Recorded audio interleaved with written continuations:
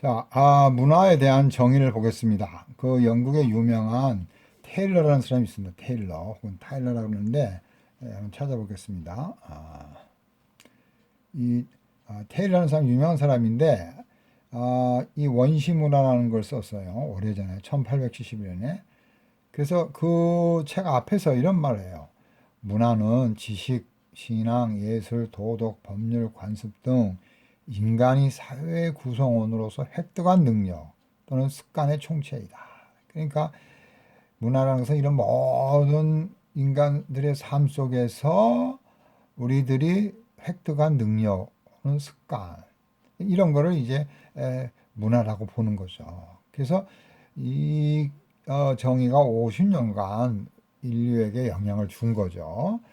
그래서 이제 이런 크로버라는 사람은 문화의 성질 혹은 문화의 본질이라는 책에서 이제 한참 후죠. 100년 후에, 한 80년 후에 문화를 어떻게 보냐면 습득된 행동을 비롯해서 마음속의 관념. 그러니까 테일러는 주로 이렇게 외형적인 배워진 것들을 말하고 있지만 정신적인 마음적인 건 말을 안 했죠. 이 크로버는 마음속의 관념, 논리적인 구성, 통계적으로 만들어진 것, 심리적인 방어 기제 등 문화를 구성하는 이렇게 많은 164가지의 요소에 대해서 정의를 내렸습니다. 그래서 문화를 정해야 되면 그 자체로는 심리학의 대상이 된다고 생각하기 때문에 심리학과 이제 깊은 관계가 있다는 거죠. 그래서 구체적인 행동으로부터의 추상이고 그 자체는 행동은 아니다. 그러니까 구체적인 행동으로부터 하나의 추상적인 것들까지 이제 문화의 시작으로 보는 거죠. 그래서 행동을 사실은 포함하는 거죠. 그러나 크로버의 사고방식에 따르면 결혼식이나 도자기에서 추상된 것은 과연 무엇인가 하는 예? 예, 그런 것들에 대해서 이제 의문이 생긴다는 거죠.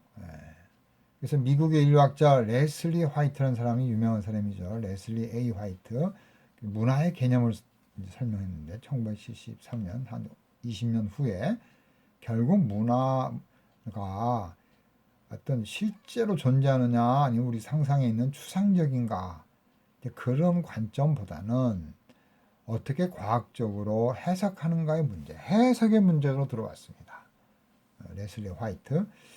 그러니까 테일러는 외형적인, 습관적인, 물질적인 걸 봤고 크로버는 뭐예요? 마음에 있는 관념적인, 정신적인, 심리적인 걸 봤고 이 화이트는 그런 어떤 외형적인 것 혹은 내면적인 심리적인 것 뭐 양자택일하라 그거보다는 하나의 해석적인 문제다. 해석적인 문제다. 그러니까 우리 인간이 어떻게 생각한 거 또 생각한 걸 어떻게 만들어내는 거 다 포괄하고 있다고 보겠죠. 자, 이렇게 이제 설명을 드렸습니다.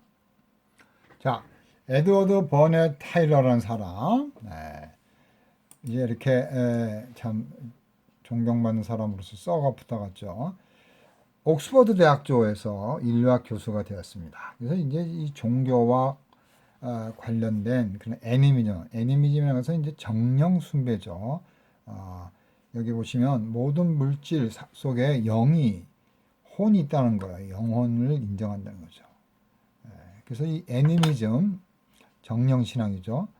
그거에 대해서 이론을 하시킨 분인데 이 사람은 이제 그런 자기의 대상을 연구 대상을 문화에서 찾았어요. 그래서 그는 문화에 대한 최초의 고전적 학술을 정의한 사람이죠. 아까 했죠.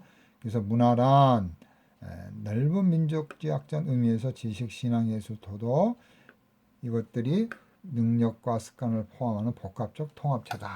아까 말씀드린 것 같이 이제 통합적인 그런 것들을 연구한 거죠. 그래서 인류학 연구의 세 분야라는 거죠. 그래서 이 인류학이라는 것은 이런 거죠.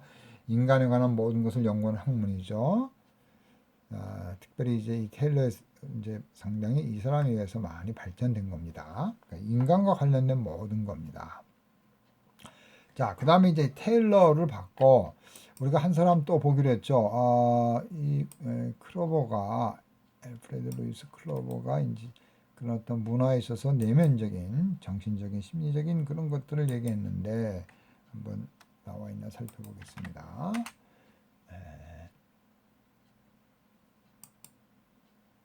이 사람도 인류학자, 민족 지향 연구가죠.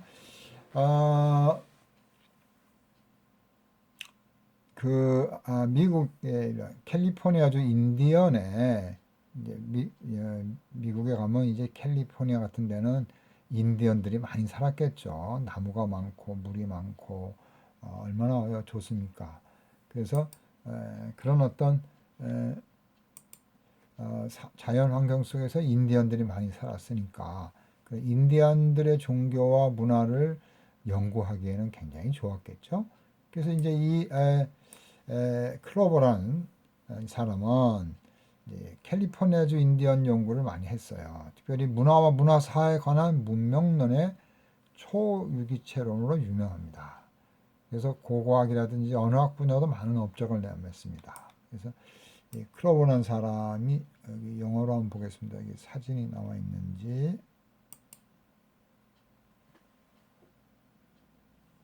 네, 여기 있군요. 인디언하고 같이 찍은 사진이네요. 그래서 클로버가 아쉬라는 1911년 그런 사람하고 사진을 찍었네요. 그래서 문화인류학자죠. 문화인류학. 그러니까 문화적 관점에서 인간관계 모든 것들을 연구한 사람이죠. 콜롬비아 대학에서 박사학위를 받고 이분이 이제 캘리포니아 UC 버클리에서 교수를 이제 했네요. 그리고 이제 그런 인류학 박물관에서 많은 역할을 했습니다. 9년에서 47년까지. 그러니까 이 대학이에요. 캘리포니아 버클리 대학에서. 그래서 이분의 그런 이제 어떤 영향력이 이제 여기 삶이 있고 영향력이 있습니다. 그래서 문화인류학으로서 중요한 고고학 그런 어떤 인류학적 언어학에 영향을 많이 줬죠.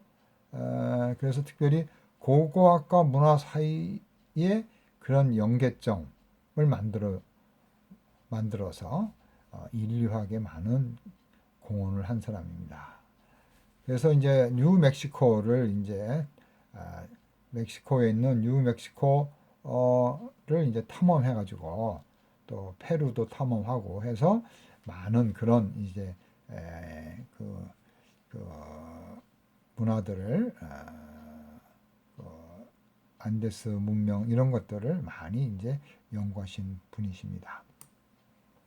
자, 이렇게 이분이 그런 문화적인 문화인류학적인 또 이런 것들에 대해서 이제 연구를 했고요. 그러니까 그러면서 상당히 이 클로버는 내면적인 그런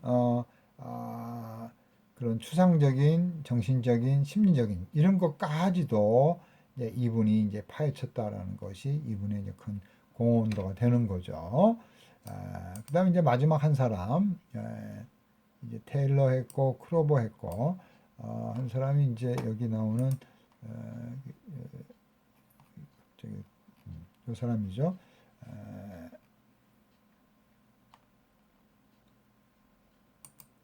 화이트. 그래서 이 레슬리 화이트라는 사람 한번 찾아보겠습니다. 레슬리 화이트. 자, 레슬리 화이트. 자꾸 이게, 팝창이 뜬 거 자꾸 이렇게 귀찮게 합니다. 이 사람이 이제 좀 더 진화론적인 관점에서 문화를 해석하는 사람이죠. 이 사람이 이제 문화 진화론이라고 진화론을 문화적 관점에서 보는 거죠. 문화 진화론. 또 사회 진화론. 그러니까 문화와 사회 속에서 진화론이 어떻게 또 되어가는지 이런 이제 진화론자죠. 문화 진화론자죠. 뭐 헉슬리 같은 사람들은 생물학적 진화론지만 헉슬리 다윈의 그런 진화론 이론을 문화와 사회에 접목시킨 분이 레슬리 A. 화이트예요. 물론 이 문서는 제가 이제 만들었습니다. 영어에서 번역을 한 건데, 이게 그러니까 진화론에서도 네오 새롭게 좀 변형시킨 신진화론자로 알려진 인류학자죠. 미시간 대학교에서 인류학과를 창설했고, 그다음에 미국 인류학회 회장도 한 그런 아주 거물급 그런 학자입니다. 그래서 레슬리의 그런 이론에 대해서 이렇게 나와 있는데, 아까도 말씀드렸지만 레슬리는 좀 더 해석학적인 그런 관점에서 문화를 봤다라고 우리가 보죠. 근데 그 해석학적인 관점도 좀 더 진화론적 해석학에 관련해서 이제 보았다라는 것이 이제 학자들의 견해죠. 그래서 과학적 이며 진화론적으로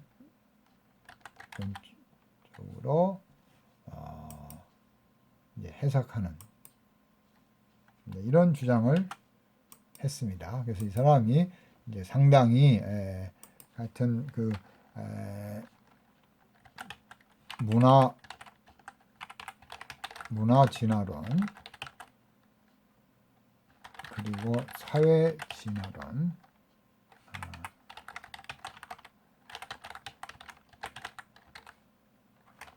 많았던 사람입니다.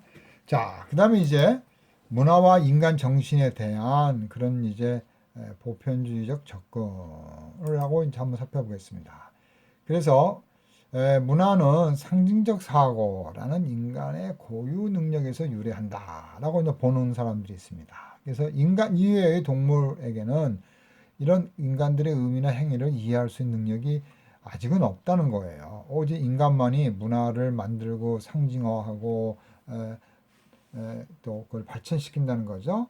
예를 들어서 그 타일러, 우리가 봤던 그 타일러는 그 엔트로폴로지라는 책에서 가장 뛰어난 원숭이와 가장 열등한 미개인을 나누어서 그런 심적인 간극이 있다고 했다.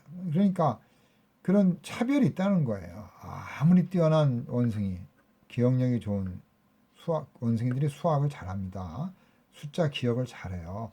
한 번호 1, 2, 3, 4, 5, 6 한 20개를 딱 놓고 원숭이한테 시키면 원숭이가 한번 착 보고 20개를 그대로 착착착착 번호대로 할 수 있어요. 그만큼 기억력이 좋아요.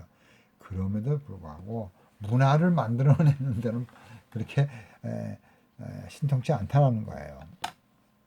자, 이렇게 이제 문화에 대해서 그 다음에 이제 이런 뭐 중추신경이라든지 또 뭐 뇌에 관한 거 신경해박 이런 거에 대해서는 아직 그런 것과 우리 문화의 관계에 대해서는 아직은 많이 발전된 연구가 없다라는 것이죠. 뭐 예를 들어서 뭐 조건 반사 유명하잖아요. 파블로 시험이라든지 이런 것들 이제 그런 것들도 이제 자꾸 연구하는데 아직까지 이렇게 좀 더 이렇게 확실하게 우리들에게 도전 주는 건 없다. 뭐 이렇게 이제 보시면 될 것 같습니다. 하여간 인간은 문화를 발전시킬 수 있는 그런 능력을 소유한 사람들이다. 그래서 문화는 인류가 만든 환경이자 상징화의 산물이다. 이건 인간만 할 수 있다는 거죠. 자, 또 문화는 생명력을 가지고 있는 거예요. 만들어지면 전파를 하고 발전한다는 거죠. 그래서 한 세대에서 다음 세대로 전달된다는 거죠. 그래서 인간 사회성에서 안전하게 생활하도록 하는 것이다. 이런 말을 이제 하게 되는 거죠. 그래서 문화는 이렇게 늘 도전받고 안정적으로 하다 지속적으로 발전하고 이렇게 된다는 거예요. 그래서 우리 사회가 문화에 이제 선행을 하잖아요. 근데 이제 문화에 의해서 또 사회가 발전하는 거죠. 자, 그래서 이제 그런 어떤 이제 고대 인간에 대한 그런 또 문화에 대한 것들에 대해서 얘기하는데 이런 것들은 이제 그냥 아직까지 확실치 않으니까 넘어가겠습니다. 이런 오래된 고인류 이런 것들은 아직까지 검증이 안 된 그런 진화론이기 때문에 넘어가겠어요. 자, 문화에 대한 상대적인 접근법을 보겠습니다. 그래서 문화는 인간 사회의 보편적인 특징이죠. 그 다음에 다 달라요. 문화들이. 인디언, 에스키모 문화, 또 뭐 여러 문화가 있습니다. 그래서 그런 문화들이 뭐 세네카 문화, 뭐 이런 에스키모 문화 문화가 다 다르죠. 그렇죠? 그래서 이제 그 문화는 다양성을 가지고 있다. 이렇게 이제 보시면 될 것 같습니다. 상대적이라는 거죠. 어떤 게 우수하다 이렇게 말할 수가 없는 거예요. 자,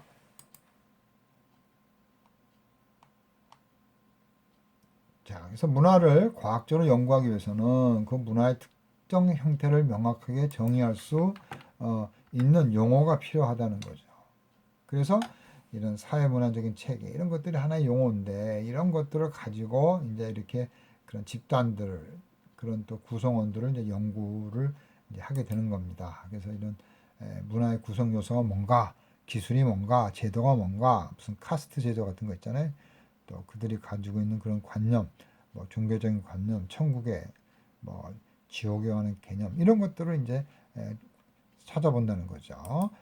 자, 이렇게 이제 문화에 있어서 우리가 또 많은 이런 연구와 또 관련된 그런 학문이 많이 있습니다. 그래서 문화가 상당히 이제 설명하기도 어렵고 또 정의하기도 어렵고 또 관련된 것도 많기 때문에 아직도 많은 연구가 필요하다.